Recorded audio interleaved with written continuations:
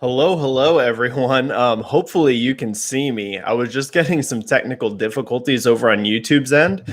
They were just telling me that live streaming is not available. So I hope that is an error. It says I'm live now. So hopefully you can all see me. Welcome everyone to another episode of the live chat. That's right. We do this every single week and we love it. It's awesome. Today's been a huge day for news for the gaming industry. It's been huge. So everyone that's excited about sales, that's excited about business, that's excited about video games in general, boy, is this a good week to chat. So first, let's go over the highlights of the news. And then, like always, we're going to dive into your questions. We're going to dive into your comments. We're going to dive into your thoughts. We're going to break all of this news down like we do over here. So first, let's talk about the main topics we can discuss today. March NPD results are out. They are released. NPD is basically the sales data for the US market, and we are looking at a record breaker. That's right. Nintendo Switch just had the biggest March sales ever for any home console. It completely shattered all records for March, doing huge amounts of units off of the back, of course, of Animal Crossing New Horizons, and then the momentum from the current pandemic. It was an amazing month, really all around. Xbox One and PS4 sales were up by 25% in revenue year over year. So, Xbox and PlayStation doing great. Animal Crossing, number one for the month and just annihilating. So we'll break all that data down with your comments and questions. And then also, we found out Final Fantasy VII Remake has shipped 3.5 million units in only 3 days. That's a huge launch. There's more to talk about there. I'm sure you guys are going to have some comments and questions around that, how it stacks up, to Final Fantasy 15 and how it compares to other PlayStation exclusives. We can go into all of that. New rumors about Xbox Series S/Lockhart. There's a bunch. It's a great time to be chatting. So thanks everyone for jumping in the stream. Let's break this down. I got questions popping up all over on the side. So let's dive in. Let's go. Split End 89 dropping a super chat. Thank you so much, Split End 89. You're awesome. You're always so kind in these chats. Thank you for the super chat. Always appreciated, always amazing. Thank you so much, Split End 89. Let's dive into these comments and questions. Sean Torres saying, what's up? Ryan Tolu saying, hype. Benji, excited as always. Great to see you. Great to see everyone. Great to see Wonder Fizz. Great to see Sean Torres. And it looks like we've got our first questions coming in right now. Hello, Benji. Thanks a lot for your work. How do you feel about rumored Xbox Lockhart prospects? Ooh, interesting. Kicking it off with some Xbox talk.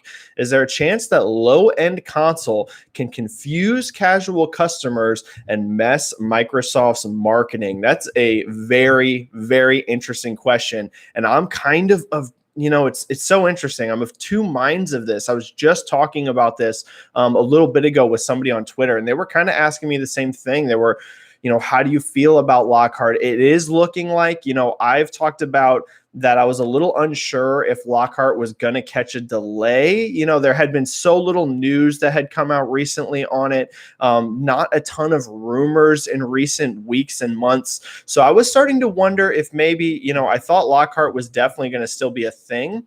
But I started to wonder if maybe it got pushed off, maybe if it got pushed back a little bit. And it's looking like that is still on track for this holiday, launching alongside the Series X. The Lockhart is the weaker, or they're calling it Series S now, it looks like. That's the weaker version of Microsoft's next-gen console. It's not the super beast that we all know that is the Xbox Series X. It's more of like an entry-level console, rumored to be 4 teraflops, about around there, still having the fast SSD, still having the CPU upgrades. And it sounds like they're kind of positioning this as the replacement to the Xbox One X. I had tweeted, I think it was just yesterday, that Microsoft is definitely giving some indications that One X is about to be discontinued. For one, we've seen all of these price drops to $299 lately for the One X, which is really cheap for a console of that caliber, in terms of power. So it looks, usually when you start to see that many price drops for that big, it's kind of like a clearing out of inventory. And then also with the Cyberpunk 1X announcement, they said that it's very limited, 45,000 units worldwide, and also that it would be the last 1X custom ever released, which also reinforced my thoughts. And also some people I've talked to that analyze and look at the industry who I respect, they've been kind of thinking the same thing, that we have some signs that the Xbox One X is about to be discontinued. And it does look like the Series S is probably going to be the replacement for that. In terms of your direct question, how do I feel about the prospects? I'm of two minds of it. It's so hard. It's so hard to tell. So on the one hand, I think it's a great move because you're getting a console out that presumably, is going to be a lot cheaper for sure than the Series X, and probably more than likely also cheaper than the PlayStation 5. So it's giving Microsoft a really low barrier of entry for people to get into next gen consoles. So on one hand, makes a lot of sense. Very, very smart. I completely see why they did it on the business side of things. But on the other hand, they will have to nail that marketing. I think they really have to have the messaging be very, very strong. They need to be very clear about communicating the differences between these consoles, making it clear that they're both next-gen platforms. That's going to be the challenge, I think, for them. They need to make sure on Microsoft's side of things, marketing's on point, because you don't want to confuse people, especially leading right into a next gen. An example I would use of marketing going bad leading into a generation in terms of consumer confusion would be the Wii U. Now, whenever the Wii U launched, for a long time, a lot of people, your casual consumers, right? Not the people like me and you who are very cleared in. We knew what Wii U was. We knew it was a new platform, but a lot of people didn't. They thought Wii U was a tablet add-on to their console. Now, of course, Series S and Series X won't be that confusing, but what I mean, Microsoft just needs to be on point with branding. GC2F guys saying, hey, Benji, is PS5 announcement on May? Great question. So Daniel Ahmed, I think I pronounced his last name right, tweeted out, I don't want to put words in his mouth, so I'm just going to directly go off of what he tweeted. He essentially said that due to E3 being canceled, a lot of the announcements you were going to see that week have been shifted around. Some stuff's coming earlier, some stuff's coming later, some stuff's still coming that week. Basically, instead of having those really condensed announcements all basically within a week, they're going to be much more spread out now. And he ended that tweet by saying that a next-gen reveal of a platform and games has been significantly moved up. So whether that means PlayStation, whether that means Xbox, or whether that means both, GC2F guy, definitely something is going down in May. I'm very, very confident in that. I think, this is a guess, not inside information, I think Xbox Series X, Series S, and the PlayStation events are both going to be in May. I've been kind of predicting for a while. I was feeling late April, early May, after February never happened, after, of course, I think me, like pretty much everyone else, thought we were going to get a PlayStation reveal event in February.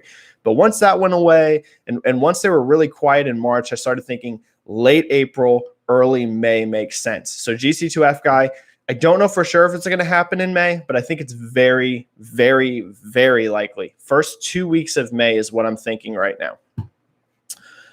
Adrian Lasto, I got the notification on YouTube. Awesome. Thanks for jumping in the stream, Adrian. Musad Muhammad. Hey, Benji, those Final Fantasy VII numbers are great. What percentage do you think is actually sold through? Yeah, this is an interesting one, right? Interesting one. So first, let's talk about how Final Fantasy VII Remake compares to Final Fantasy 15, because that's going to be our most direct point of comparison. And also, there's a lot to talk about in that regard. You're seeing some mixed opinions online on what all this means. Let's clarify.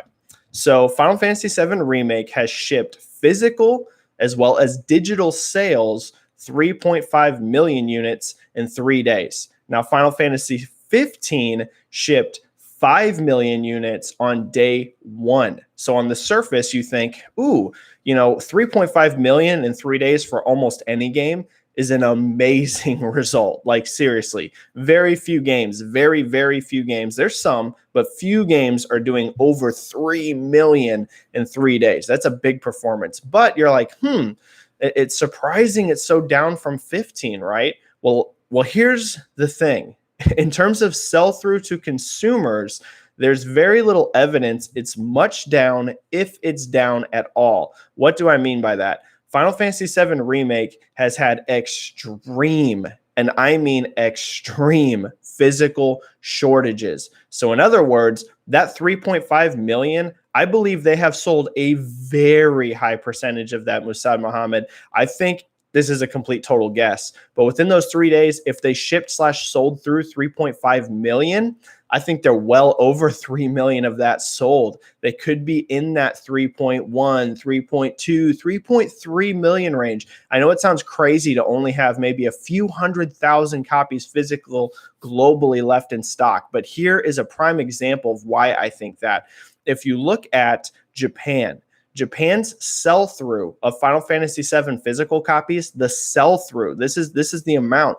They sold through almost 96% of all of the copies. So in other words, you only had about 4% of units sitting on store shelves. That means it's almost sold out everywhere in Japan. It's virtually impossible to get. And we're seeing strong evidence of that in other countries like the US, et cetera, et cetera. And I think that is the main difference between that and Final Fantasy 15. Don't get me wrong, 15 sold great. It sold through a lot of that 5 million. In fact, they shipped another 1 million units within the next month after that. So it got to about 6 million units around a month afterwards.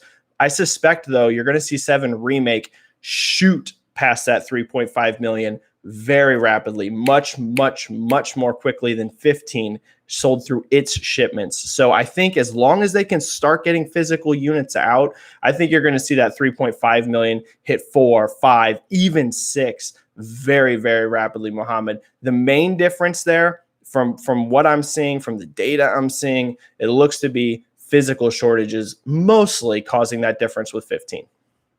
All right, next question. Let's go.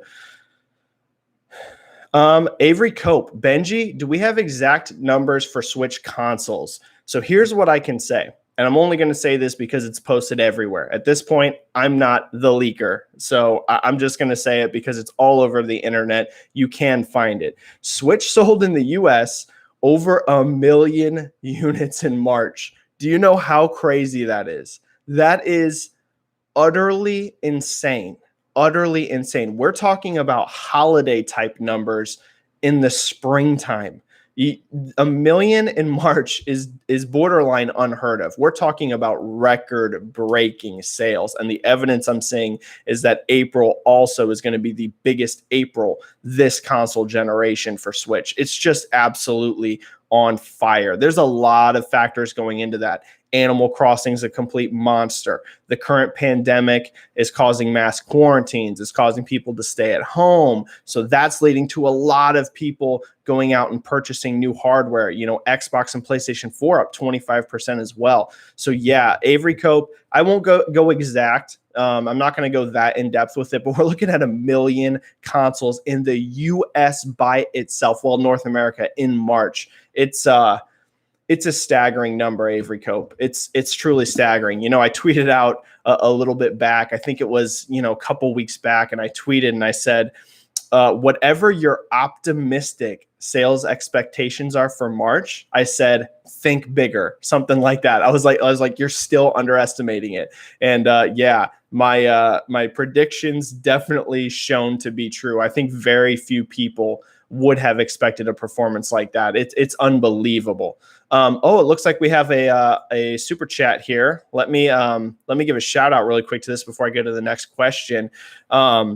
Colocales, I hope I'm pronouncing your name right. Donating $5 in the super chat. Amazing. Thank you so much. Said, just wanted to say I appreciate your insight. You're one of my favorite people to follow on Twitter. Keep up the good work. Well, thank you, Colocales. I hope I'm saying that right. Thank you so much. The donations are amazing. They mean a lot. I'm not a huge YouTube channel, so Unlike some channels that make a ton of money in revenue from ads, my views aren't that kind of thing where I make money. So these super chats make a huge difference. Thank you. Never want to pressure anyone into any kind of donation or anything like that. I'll get to your questions all the same, but I do just want to let you know I appreciate it. Means the world.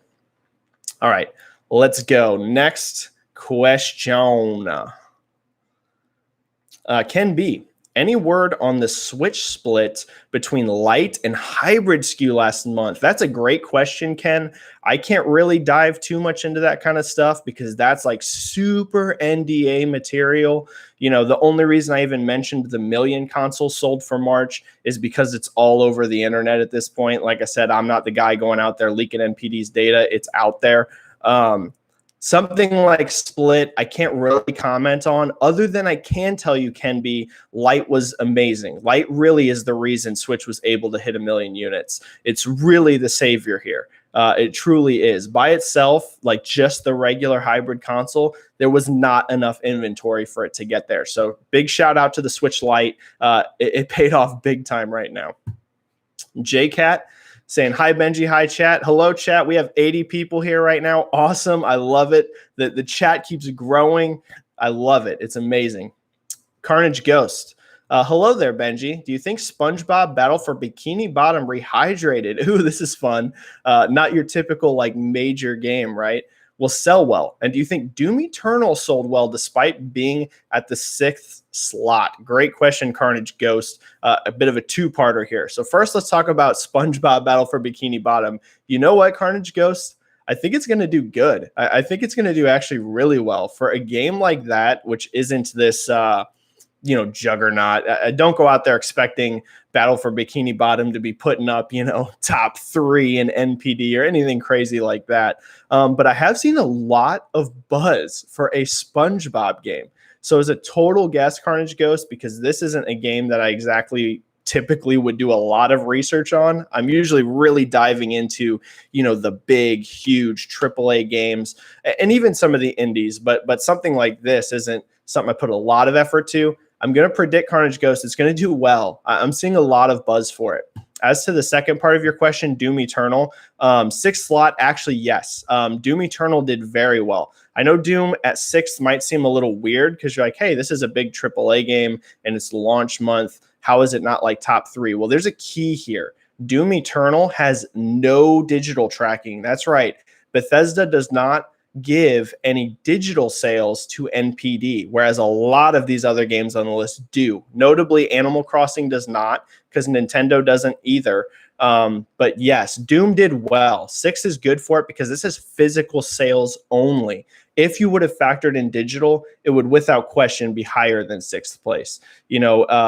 Nowadays, digital in the US, especially during like this pandemic, we're talking that can be as much as 40, 50, percent of sales. So yeah, you're really only looking at about half of what Doom Eternal really sold Carnage Ghost. So yeah, I think it's a good slot. Now, if it would have been 6th with digital included, I think then it might have been a bit of an underperformance. But since we have no digital there, yeah, it's better than it looks. Lexi Novak saying, yo, Benji, what is up, Lexi?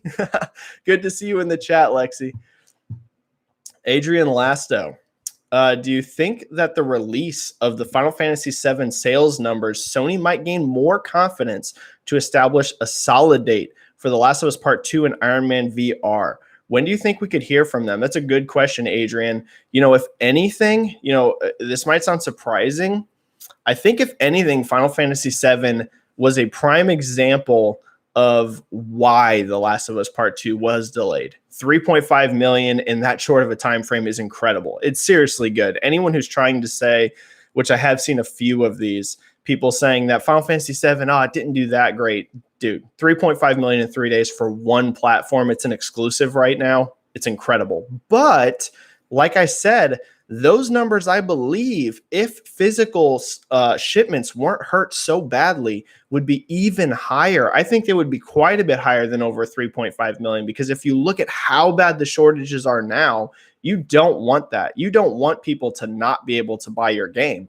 You want people to be able to walk into a store, buy your game, and get you those sales. So Adrian, I think actually this kind of is reinforcing Sony probably made the right move delaying The Last of Us. I know that's painful for us that are looking forward to it. I'm hyped out of my mind for that game. I hope we get a date soon, but if anything, I think this reinforces why Sony did that. Christopher Jenkins, both PS5 and Xbox Series X full events before June, going off reveal rumors. I talked about this earlier, Christopher, as a guess without inside information. I think so. I think in May, my prediction, and again, don't take this to the bank, but my guess is the first 2 weeks of May for at least one of them. I think so. Dave G, how long before production constraints are seen on hardware sales? Ooh, what a good question. It doesn't seem like we were affected from March. This is a great question, Dave. And here is the crazy thing about it. Here's the crazy thing, Dave. Switch could have been higher. Switch could have been higher than 1 million. It could have. How crazy does that sound? You're sitting here and you're like, me too. 1 million in March, that's mind-blowing. It could have been more. The demand is still outpacing production. So, Dave, I actually, as crazy as it sounds, I think we did see a little bit of that in March. Now, granted, not like super, super, super bad. There was still decent inventory for chunks of it. Really, the light, like I mentioned, the light saved the day here. The light completely saved the day for Switch breaking records. Dave, it's looking like April's still going to be big, but it is supply constrained still. My prediction, Dave, is if we see like severe, like where all of a sudden Switch is looking down, it's looking, down year over year, it's looking really supply constrained, maybe May NPD, Dave. I still think April is going to be strong. Don't expect a result like we saw in March. Don't expect another million month. That's not going to happen in April, but expect still the biggest April this generation, beating PS4's 2018. So, Dave, we still got another great month ahead of us in terms of April. KH, hey, Benji, great to see you again. Thanks for coming in, Kay. What a day. You mentioned also big April numbers for Switch. Yeah, like record-breaking numbers for a home console ever-ish. Greets from Germany. Hello, Germany. Great work. Thank you so much, Kay. And cheers over to Germany from me over here in the Midwest of the U.S. So I do expect April to be a record breaker for this gen. I'm still not expecting it to be the biggest April ever. Don't think so. I don't think we're going to quite hit that, but I do think it'll be the biggest one this gen. I think you can take that to the bank. I'm pretty good with my predictions. Not always spot on, but I'm usually pretty close. And just like I was on the money for March, I would expect to be pretty right on the money for April. You never know. Things could get a little crazy, but I'm pretty confident in that. Ryan Tolu. So you say Switch April is looking very strong, the biggest April of the generation, but I'm a bit confused. Didn't it have shortages this month? So you think May could be even bigger? Yeah, Ryan. So definitely shortages are happening without question, but basically Switch is selling whatever gets there. As soon as Switch is getting replenished, it's gone. It's boom, boom, boom, boom, boom, boom, boom, boom, boom, boom, boom, boom. Just selling. Ryan, I still think there is enough inventory to hit that record. I do think it's going to be constrained from its true peak. I don't think we're going to necessarily see an April, like I said, the biggest all-time for April, but I do think there's enough inventory for this gen to break the record. Really, the April generation, this record, this gen's not that big. It's a good size number. It's really good for a non-holiday month, but it's not a massive number where it takes a huge amount of units to break it. There is enough inventory to get there, Ryan. I'm pretty darn sure of it. Z-Dark. Phew, just in time. Animal Crossing New Horizon US sales are insane. That they are, Z-Dark. And Switch sales even more. You said on Twitter that April had stock for a huge month. Is stock still coming steadily right now in late April? A lot of people asking about this. That's fun. I love that. I love that even with huge, big news, everyone's already excited for the next thing. I kind of answered the second part of that a bunch, Z-Dark, so I think you already got my thoughts in regards to that. in regards to Animal Crossing New Horizons, as crazy as the Switch numbers are, we haven't really talked about that at all. Yeah, I mean, Animal Crossing numbers are utterly ridiculous. It's already the second best-selling game of the year behind Call of Duty. And actually, I think if it wasn't for Warzone, it would be the number one. Warzone has resulted in a huge spike in Call of Duty sales. Huge. And Call of Duty, we all know how huge Call of Duty is. And it's spiking even more than normal because of Warzone. Now, granted, Warzone can be downloaded for free. So it's not exactly one for one, but a lot of people are playing Warzone, loving it, and then buying regular Call of Duty so they can play the campaign, so they can play the traditional multiplayer as well. So Warzone is just propelling Call of Duty even higher. But yeah, it's already number 2 for the year, and it's already the best-selling Animal Crossing game ever, period, lifetime, and it's already it was the third biggest Nintendo launch ever. We're talking mind-blowing performance. And that's without digital sales. And nowadays, like I said, digital even on Nintendo is probably 30% on Animal Crossing. You got to think, could even be more. So yeah, Z-Dark, Animal Crossing is a complete freak of nature performance. The Arkham Knight Hero. Thoughts on Daniel Ahmed commenting regarding game delays? Ooh, do you think it's possible Dying Light 2 is delayed until next year? And could we see Watch Dogs 3 and Avengers delayed into 2021 as well? What a great question, Arkham Knight. It's hard to keep track of everything that's going on with these delays. One thing that I saw, I think it was Jeffrey Grubb over on Twitter from VentureBeat, Jeff Grubb, he tweeted out that one thing he's hearing is Japanese companies are struggling more with this work from home thing than in the West. Now, granted, that's not like a one-for-one fact for everyone, but from what he's seeing, that is one thing he reported. So those Japanese games could be a little shaky right now, remains to be seen. More delays I do think are probably coming. Which exact games, I don't know. I don't think Cyberpunk's going to get delayed because CD Projekt Red seemed dead set on that game still making its September date. They are dead set on it. Everything they're saying, they said it's coming out September. So I don't think you're going to see Cyberpunk. Watchdog, Avengers is the one I'm worried about there, Arkham Knight Hero. Out of the ones you mentioned, Avengers is the one I think might be the most in trouble. Benji here. The biggest surprise for me is MLB The Show 20. Can I get your take? The series is becoming multi-platform soon. Yeah, that's a very good point. Shall we expect NBA 2K and FIFA numbers? Great question, Benji.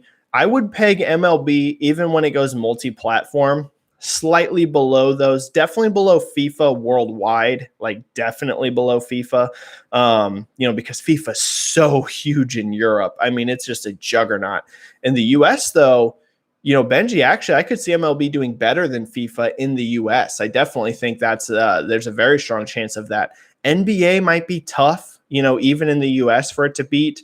Could be very competitive between those two. But yeah, MLB will be a monster. It's already a monster, and that's on just the PS4. MLB eventually is going to be on the show is going to be on Xbox, PC, PlayStation. Once that goes multi-platform, Benji, it is going to be a true juggernaut. And that's really why you're seeing it move multi-platform. Flip999 saying, howdy, what is up? Cyber17. Here's an interesting question. Did Neo 2 perform badly? No, but it didn't perform great either. Neo is kind of in this like mediocre spot for Neo 2. So the data that I've seen seems to indicate, I don't want to say this for sure because we haven't gotten official PR, but the data I've seen seems to indicate Neo 2 could be selling slower than Neo 1, which is never a great sign for a sequel. Now, it's not a bomb, I don't think. It placed number 11 on NPD, so it did miss the top 10 in its launch month. So, that's not great, but it still did chart, so it's not like it missed the charts. So Cyber17, right now, I'm going to peg Neo 2 as like mediocre. I'm not going to call it an outright bomb, but I'm also not going to call it like this huge success. Just a kind of okay launch. KH. Also, I would like to know your opinion on Switch hardware sales, when there will be the first real price cut. Good question. Do you think it will be madness? I think it won't be in 2020 at all. Yeah, I agree. Price cut coming 2021, in my opinion. Kay, I think you're spot on the money. There's really no reason for Nintendo to cut price. Why would Nintendo cut price? You would basically be throwing away money, right? If it's selling these kinds of units, a million consoles in spring, I keep laughing when I say it because it's so mind-blowing. If you're doing that without a price cut, why on earth would you cut that price?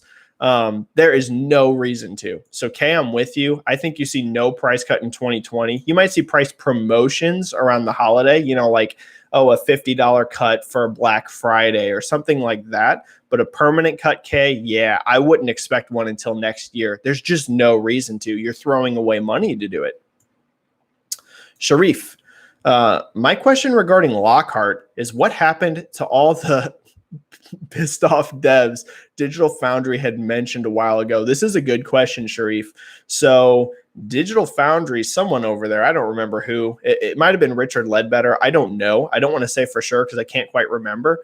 But someone had said that they had heard that not all devs were thrilled with the idea of having a weaker SKU at launch and having to develop for multiple platforms at launch, and will that affect your game scope and things like that.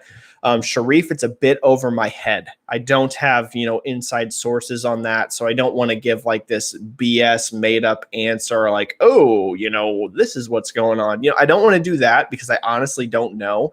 But it will be an interesting thing to see, Sharif. We'll have to keep an eye on that and see, once games come out. It's an interesting question, but one I can't for sure answer for you.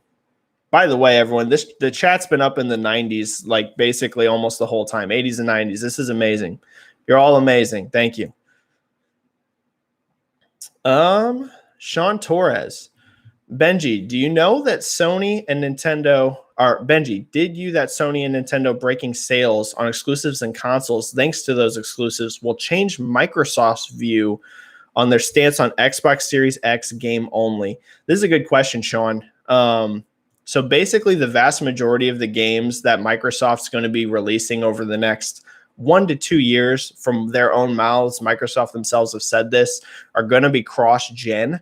They're basically saying that, at launch, don't expect Series X only games. Expect them to be on the Xbox One and also the Series X. Sean, I think they're going to still stick to that because a lot of games are going to be cross-gen for a while, especially that first year. That first 12 months of next-gen, there's going to be a lot of, cross-gen games. So I don't think it hurts Microsoft too bad to still pursue that. If you're asking me, what would I do? I don't work at Microsoft. I'm not the big dogs over there making the decisions.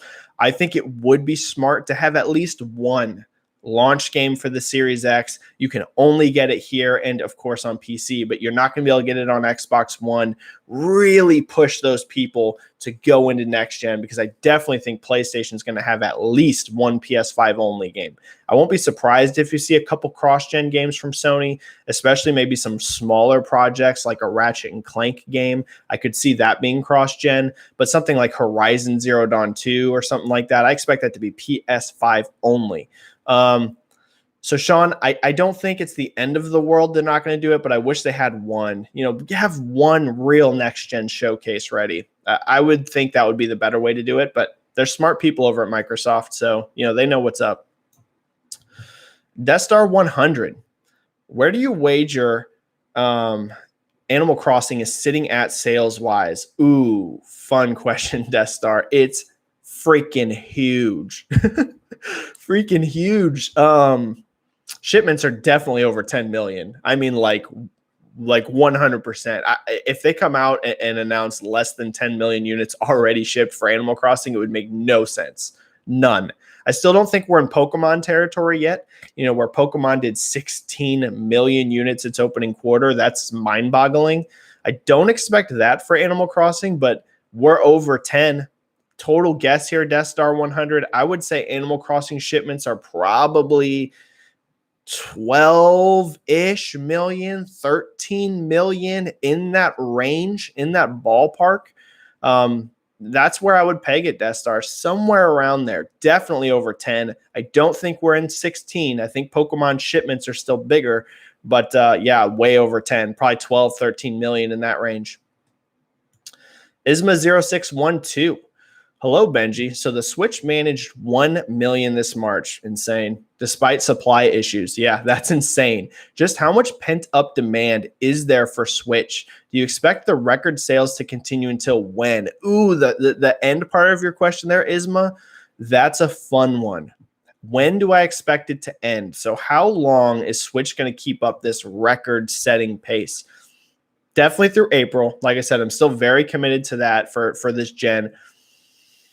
I don't expect summer to be as strong as it is. So I'll say that. Right now, actually, to be honest with you, I'm a bit, I don't want to say concerned. That's not the right word because Switch is freaking on fire. So concerned wouldn't be the right way to put it. But I would say I'm a bit not like hugely optimistic about summer sales for Switch. Let's say that like June, July, August period, just because Nintendo doesn't really have anything announced for that time frame, yet. Hopefully we get something, but right now the only game that's dated for Nintendo with like a hardcore date is Xenoblade at the end of May. So right now, I would say summer, definitely. I think you're going to see it drop down, Isma. I don't think it's going to be like terrible sales in summer. Not saying that. The Switch is way too healthy for that. But I would not, Isma, expect this kind of record-setting pace through the summer. I don't expect that. So I would say April, huge still. May, probably very, very good. June, July, August, that time frame could be a little bit rougher. Chun-Li saying Final Fantasy VII Remake's huge. It is Chun-Li. It's amazing. It's an amazing result for Final Fantasy VII. Samuel Tobert, what's up, Samuel? Good to see you in the chat. Hey, Benji, with such strong numbers in March, what is your biggest uncertainty / question regarding April's potential results? See, this is why I freaking love this chat. This is why right here. I'm not just blowing smoke up you to make you feel good. I say it because y'all make me think. Y'all make me think about things that I wouldn't normally. So Samuel's saying the biggest uncertainty and question for April's results. Man, that's good, Samuel. Here's what I'll say.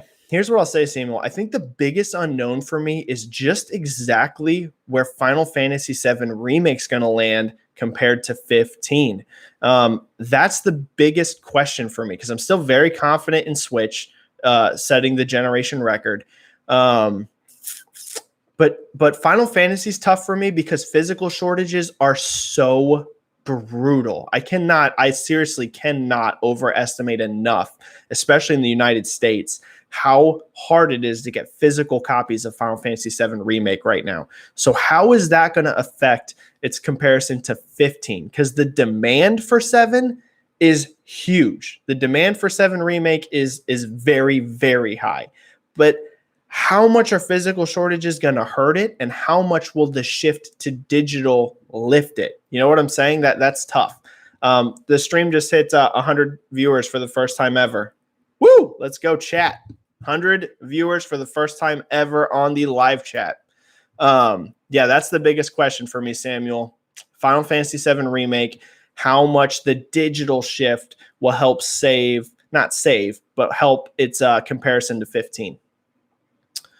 Christopher Jenkins, Cyberpunk pre-order bumps with the latest round of PR. Ooh, Christopher, I have seen evidence of that. I don't think it's like an enormous type thing, but I noticed whenever I keep track of like the Steam global bestsellers a lot. I'm one of those weirdos that's like so obsessed with sales and business info. I keep a close eye on as many charts as I can. And the Steam bestsellers charts for global is something I look at basically every day. And Christopher Jenkins, I've noticed that, I saw Cyberpunk get a bit of a lift with the announcements of like the controllers for Xbox and the consoles. And that might sound weird, right? It might be one of those things like, why would Xbox info boost Cyberpunk? It's more just the visibility, right? putting that back into people's minds that, hey, Cyberpunk's coming. And also them still being committed to that September date, I think helps. So Christopher Jenkins, I can't go like super into details because I don't have a ton of info on that, Christopher, but I have seen through Steam charts, it does look like Cyberpunk got a bit of a bump recently in pre-orders. Wonder Fizz finally picked up Assassin's Creed Odyssey, and wow, it's phenomenal. I agree, Wonder Fizz. Love that game. Assassin's Creed Odyssey, fantastic. Super hyped for the new Assassin's Creed game. Hope the rumors are true and we get official confirmation soon. Wonder Fizz, I think you're right on the money. Assassin's Creed Odyssey was one of my favorite open world games this gen. I played through as Cassandra and I love her. She is such an awesome character. I've heard Alexios is really cool too when you play through as him, but I didn't play through as him. But yeah, what a phenomenal game. And the rumors are Vikings and Wonder Fizz. I think the reveal is probably pretty soon. You know, I do. I think it's pretty soon. I think it's going to be at one of these next gen console showcases, probably, even if it's just like a teaser. Maybe we don't see like a full on gameplay thing there, but I think at either the Sony event or the other event, you're going to see it. Oh, someone just dropped a. Let me check that really quick, and I'll come back up to the questions. We got another super chat dropped in here. Holy cow! With these questions. So many. JCat dropping one. Thank you so much, JCat. What a stream, what a day, what an awesome time for the industry. Thank you, JCat, so much. You're the best. Y'all rock. All right, I'm gonna start rapid firing hitting questions because of course, as we hit 100 people in the stream, the questions are gonna expand big time. So I'm gonna try to spend less time on each question so I can hit as many of these as I can. Let's go. And the time I'm writing this, there are 60 people watching this. This is from Kay. Great to see. There are more and more people tuning in here. Good development for your channel. It pays out to make weekly chats. Well, thanks, Kay. I don't look at this as being about me. I appreciate the kind words, but I look at it as a community. I really do. That is the thing I like about it the most is that we're seeing the community grow here. It's not so much about me. It's about all of us being passionate, loving games, loving the industry, seeing this chat, this interaction. Love it. I absolutely love it. Benji, you mentioned 25% spike in sales for the PS4 and Xbox One. Do you expect production revisions? Ooh, as far as the Switch requested an increase recently. So yeah, good question from Benji. Basically, recently Nintendo asked manufacturers, suppliers, they're expecting a 10% bump over what they originally projected. And that could actually end up being higher. These were requests that came in a little bit ago. I think so, Benji. Xbox and PS4 are performing a lot better now than any of us, that analyze the industry, I think expected. Usually that last year, right before a new console generation, you're seeing that drop a lot, right? You're seeing sales slow. You're seeing them decrease as people get ready for the next gen.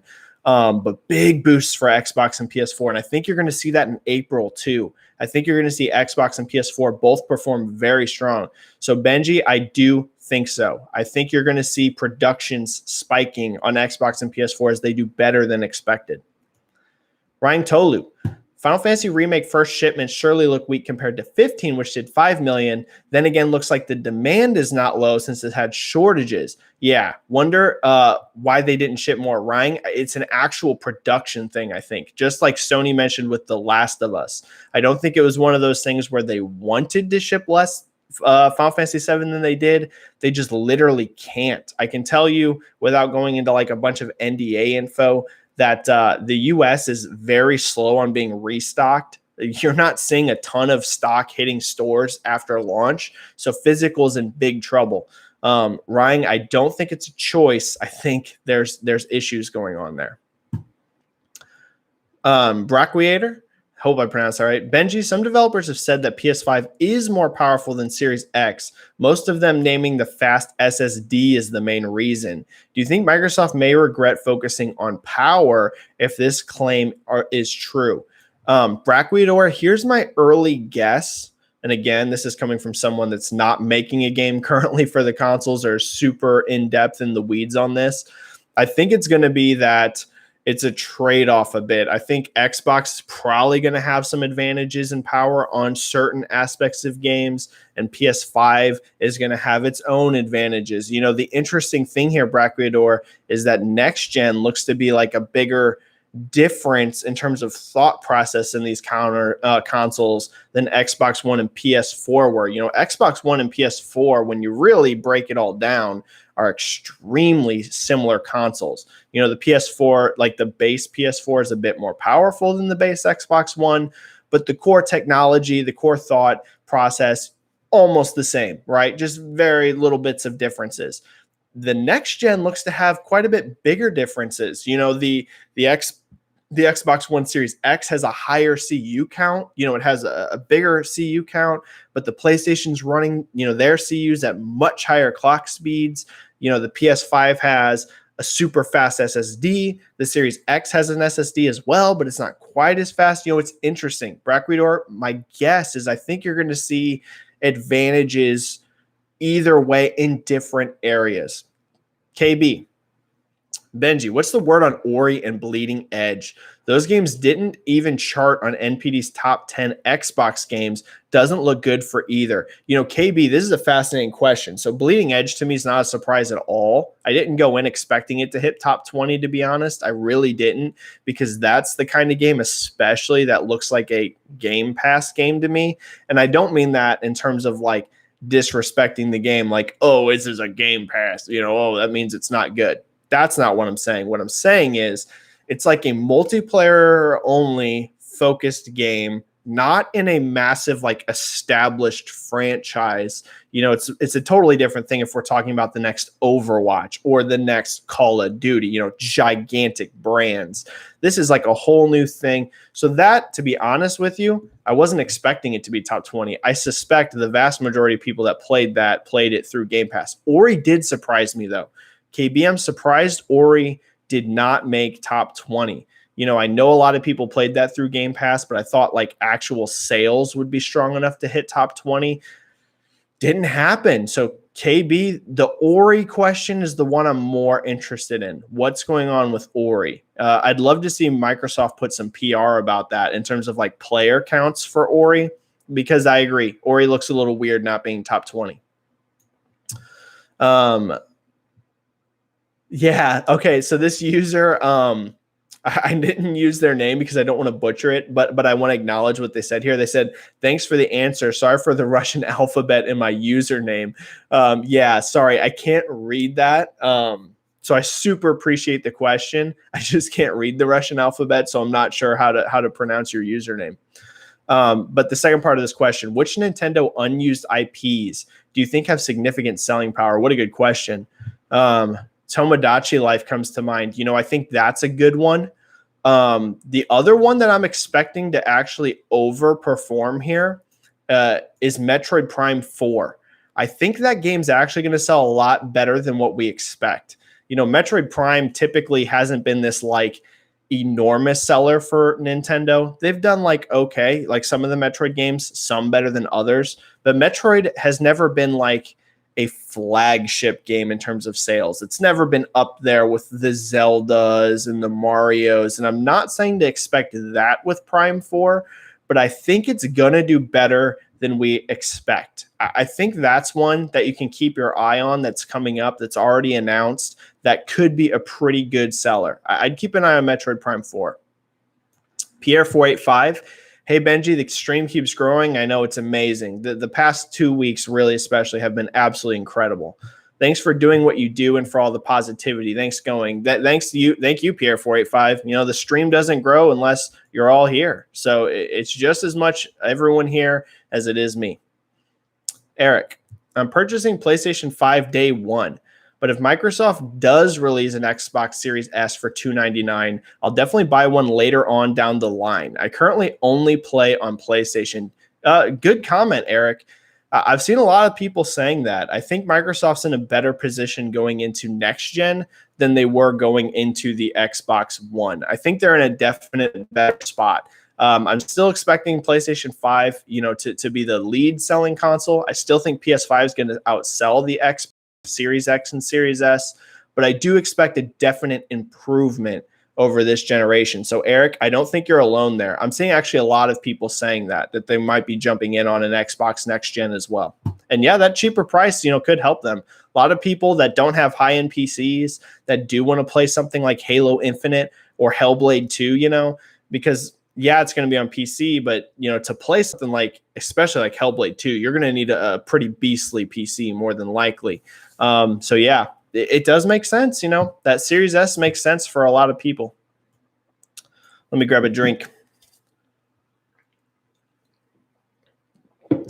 How long have we been going? 49.55. We'll probably go for another 10 minutes. I like doing those solid hour streams. They seem to be the perfect length.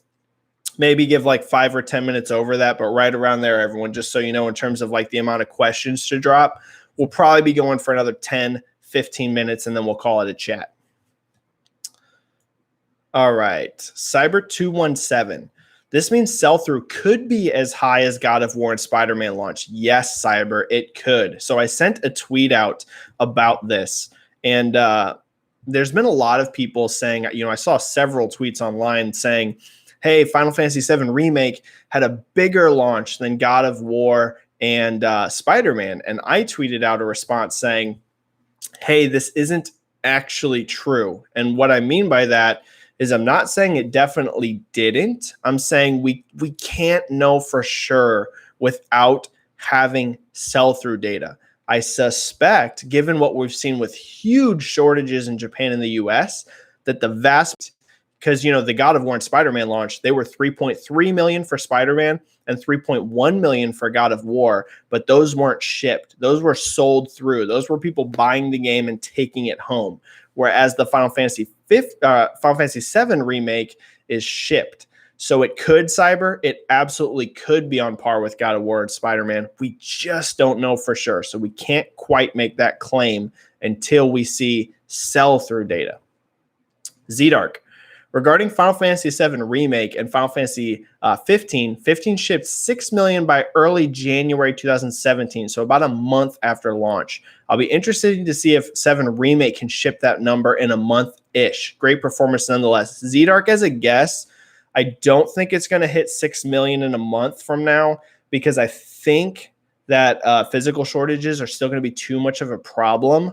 But I think it's going to be way over 3.5. I think you're going to see that 3.5 million number jump a lot within a month. I'm guessing you're going to see it probably in that 5 million range. I think physical still might hurt it from getting to 6, but I'm going to guess probably 5 million. Some people saying, what's up? Let me get some more questions. Death Star 100. Do you wager other Switch games have gotten bumps in March? Yes, such as Pokemon or Smash Bros. Yes, you saw this on the charts. There were several Nintendo evergreens on there. I don't remember the exact placements, but Pokemon was on the charts. Smash was on the charts. Anytime you're selling 1 million consoles in a month, whoo! Yeah, your evergreens are getting a boost. So Death Star for sure. In terms of exact units, I'm not sure what those games did, but they definitely got bumps. Benji, with the huge Switch success affecting the software output, will the huge Switch success affect the software output? I mean, do Nintendo need to bring Breath of the Wild 2 this year? Switch will sell crazy anyway. It's a good question, Benji. We've seen even Switch in its slow months in terms of new releases still perform really well. Now, Benji, I don't think they'll ever hold a game back like Breath of the Wild. I don't think they'll hold it back just because we're selling great anyways. But what I will say, Benji, is that having this kind of success, obviously Animal Crossing drove a lot of this, but if we're talking about the Switch in general, basically what it helps Nintendo to do is if a game like Breath of the Wild needs to be delayed, if they need that little bit more time, if they're like, hey, we need another 3 to 6 months to polish this, they can feel comfortable doing it and they'll still sell a ton of units. It's not always the case with some games. Sometimes it's like, hey, we need this game to launch on other platforms or previous gens. We need this to launch to help sales. Basically Nintendo's in a position they can give their games the time that they need. Ruger, what do you think is the global digital split for Final Fantasy VII? Ooh, close to 50%. 15 probably did 15% global digitally, considering it was a JRPG back in late 2016. Square Enix must be loving the digital margin. So Ruger, I know some of this info, so I can't go super into detail. NDA stuff, again, I never leak NDA things on here because that's not what I want to do. That gets you in trouble, and also it like betrays people's trust. So I can't go too into detail other than what I can tell you, Ruger, is that digital is huge in certain markets. I mean, big digital sales. So it's all I can say, Ruger. As your question to close to 50% globally, I think it could be higher. I think 50% at least. Don, are you awaiting Nintendo's eventual investor meeting? Oh, yeah, Don. I can't wait. I'm especially excited to see A, hardware shipments for Switch, and B, Animal Crossing, of course. KB, Ghost of Tsushima got rated in Australia yesterday. Does this mean the game won't get delayed and that it's still on track? KB, I've been saying I think it's still going to make the date. I feel pretty good about Ghost of Tsushima. You never know. Sony could come out tomorrow and prove me wrong and delay it.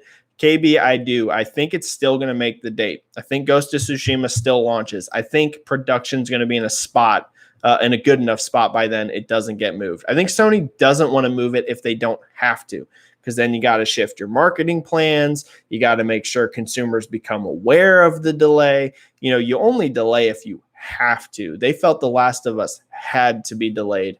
I don't think they feel that way with Ghost of Tsushima. JCat saying, don't forget to hit the like button. JCat, thanks for always shouting that out. He's saying it helps the algorithm for discovery. I will never complain with the likes. If you enjoy the stream, if you like hopping in here, you know, definitely drop a like. It does help the algorithm, but don't feel pressured to. But yeah, the likes definitely help. Benji, how third-party devs will react to Switch success with next-gen around. Can EA, for example, ignore a system selling 20 million units a year? Benji, here's what I'll say. If you're a third party and you have a game that realistically you think you can get running on the Switch, I have no idea why you wouldn't put it on there. We just saw, for example, with The Witcher 3, it did amazing. The Witcher 3 did 700,000 units in its first couple months on Switch, over 700,000. That's amazing, Benji. For a third-party game, especially for like a big RPG, here's what I'll say. I get for companies that you're trying to push like the cutting edge. You're trying to make a game that's just like graphically insane. You don't think there's any way for this game to run on the Switch. I'm not going to fault you for skipping the platform. But if you have a game you think like it's not a tech issue, you're just like, oh, marketing wise, I'm skipping the Switch. I have no idea why you would do that, Benji. The Switch can sell third-party games. We've clearly seen that. And the console's install base is just skyrocketing. So yeah, Benji, if I'm a company like EA and I think my game can run on Switch, I would make it happen. You know, I've also said I have a feeling Crysis Remastered could do well on Switch because it doesn't have a lot of competition in first-person shooters. Fintendo. Hi, Benji. Do you think Microsoft and Sony will release all digital consoles, next gen, as a side offering due to higher revenue percentages and better environmental effects? Thanks for the great streams. Fintendo, Xbox, definitely. I definitely think Xbox puts out a digital-only next-gen console because they did it this gen. You know, we have the S All Digital Edition, and it did amazing, actually, during the holidays. That was a huge chunk of Xbox holiday sales. So Nintendo, definitely I think you see a digital-only Xbox.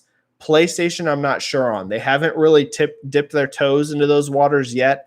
I think they might, but I would bet money for sure. Not at launch, but I definitely think Microsoft's going to have a digital-only Xbox relatively soon for next gen. I would expect that 100%. What do you think about Ori sales in March? We talked about that earlier, so I think we hit that. KB, what can we expect from Sony's May 19th investor meeting? Good question. Any PlayStation news, be it PS4, PS5? Yes, KB. Here's some exciting stuff. Let me get a drink really quick for that voice. All right, KB. Yes, you can't expect PS5 news. Now, at the investor meeting, don't expect like a bunch of game announcements. Don't expect the investor, to be like a next gen reveal showcase. But here's the exciting thing about for those of us that care about sales, that care about business, that care about this side of things. Sony's going to have to talk about what they expect for PS5, like their expectations. They are going to go into that. Sony is going to mention, hey, here's how we think PS5 is going to affect the business. They're probably going to give us like a shipment idea, how many consoles they're planning on shipping. So definitely, KB, you can definitely expect PS5 news there in terms of more the business side of things. Don't expect games to be revealed there, but definitely some business news. Japan, Ruger Singh, Japan makes up 1 million. I know, how crazy is that, of Final Fantasy VII's 3.5 million sales. Japan hasn't made up that percentage of mainline Final Fantasy sales in a long time. Maybe Square Enix prioritized supplying Japan. Think you're onto something, Ruger, with physical sales over the West. Ruger, I think you're spot on the money, because if you look at how many physical copies sold in Japan, it did over 700,000 physical sales, which is a big number. So, Ruger, I do think so. I think the U.S. still got a good size shipment of physical sales, but it did look like they really prioritized Japan on this one. I agree with you. Where are we at on time? An hour? And we don't have too many questions left, I don't think. Oh, wow, we still have so many. Everyone, I'm going to go for another 10 minutes. I'm going to hit everyone I can for 10 minutes. I'm so sorry. The awesome part about the streams getting big is our community is growing. It makes it harder to hit every question, though. But I'm going to hit as many as I freaking can. Let's go. We got 10 more minutes. All right. Let me get back to where I was on questions. Let's rock these out. All right. Alex Bailey is where we were at. Benji, what do you think Animal Crossing selling so well means for the future of the franchise? Good question, Alex. So we know Animal Crossing has become a juggernaut. It's the top of the food chain. It's up there with Pokemon. It's up there with Mario. It's up there with Smash. It's now a flagship franchise for Nintendo. So basically, what does that mean? It means expect a lot of support. Expect a lot. I know Nintendo's already talked about post-launch support for Animal Crossing. They've talked about doing events, things like this. Expect a ton of post-launch support for New Horizons, and also expect eventually the sequel to get a very good sized budget. Animal Crossing has established itself as a complete juggernaut for Nintendo. So basically, moving forward, expect Animal Crossing to get the same level of treatment from Nintendo that a Zelda does, that a Mario does. I know that sounds crazy, but expect that. You don't sell this many units and you just, don't put a lot of priority on it. Matteo saying, greetings from Chile. Hello. Hope everyone's doing well down there in Chile. Farsender, stimulus has got to be helping the market for sure. Saying I bought 14 PS4 games. Yeah, that's another reason I would expect April to be huge. Those stimulus checks are coming in for the US. Obviously, it's not going to be the same thing globally. But yeah, Farsender, expect a big April for the US market. Benji, some reports are starting to indicate a difficult 2021 year for next-gen consoles because of the upcoming crisis, delays in game development and production. Ooh. Do you expect slower adoption than usual? Man, this is a good question. I think launch is going to be huge no matter what. I think the demand, the pent-up demand is there. I think people are so excited. People are ready for a new gen. Launch, I would expect basically the Xbox and the PS5 to sell out.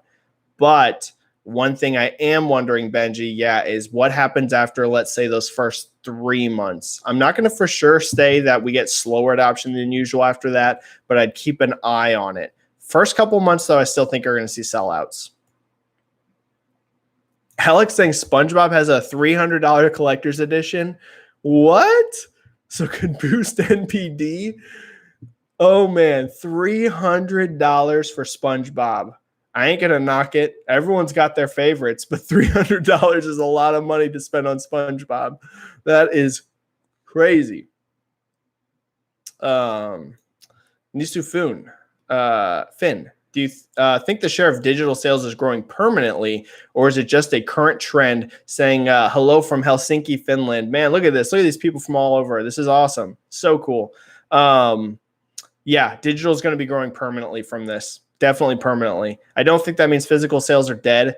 I think you're going to see some people start to say those kinds of things. Physical is definitely not dead. But Nisu Finn, I do think that digital is going to have permanent growth from so many people buying digital for the first time right now because they can't get the games, physically, certain ones. And I do think that is going to lead to people in the future also buying more digital games. I do agree, Nisufin. I do expect that. Joseki. Benji, have you seen today's announcement of the upcoming Animal Crossing in-game events for the next couple of months? So much stuff. Yeah, this is like what I was just talking about. How much do you expect the games as a service approach influence its legs? Very positively. Joseki, expect this game to sell amazing for a very long time for Nintendo. And like I said, expect more and more of that now that it's become an enormous, unprecedented almost success for Nintendo. JCat. Ori 2 did not appear in MPD. Oh, yeah, we talked about that. You said in the tweet, the question is, did it do well enough in Game Pass? Yeah. Question is, how would we know? We don't, JCat. We have no idea how games do in Game Pass until Microsoft talks about it. So, unfortunately, Microsoft games exclusives have become hard to talk about. Paula Abalanda.